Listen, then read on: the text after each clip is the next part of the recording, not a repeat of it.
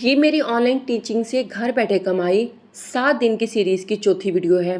और आज हम बात करेंगे एक बहुत अहम सवाल की, ऑनलाइन क्लास असल में कहाँ से शुरू की जाती है। बहुत से ख़वातीन समझती हैं कि ऑनलाइन क्लास शुरू करने के लिए वेबसाइट या बड़ा सिस्टम चाहिए, लेकिन हकीकत ये है अगर आपके पास सिर्फ व्हाट्सएप भी है तो भी आप ऑनलाइन क्लास शुरू कर सकती हैं।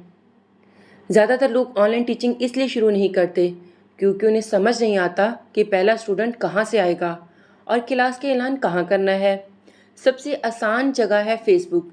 आप फेसबुक पर पोस्ट करें कि आप बच्चों को कुरान पाक, नूरानी कायदा, इस्लामियात या कोई सब्जेक्ट ऑनलाइन पढ़ा रही हैं। आप हैरान होंगे कि इसी पोस्ट से आपको स्टूडेंट मिल सकते हैं। दूसरा तरीका है व्हाट्सएप ग्रुप्स। अपने रिश्तेदारों, दोस्तों और कम्युनिटी के ग्रुप्स में अपनी क्लास का मैसेज शेयर करें। ज़्यादातर पहले स्टूडेंट्स अपनी कम्युनिटी से ही मिलते हैं।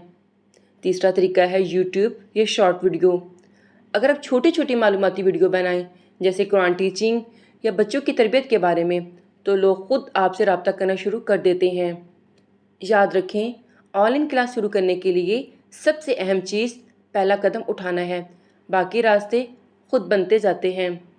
अगर आप ऑनलाइन टीचिंग सीखना चाहते हैं तो कमेंट में टीच ज़रूर लिखें। कल मेरी सीरीज़ की 5वीं वीडियो में मैं बताऊंगी पहला स्टूडेंट कैसे मिलता है, क्योंकि यही वो जगह है जहां ज़्यादातर लोग रुक जाते हैं।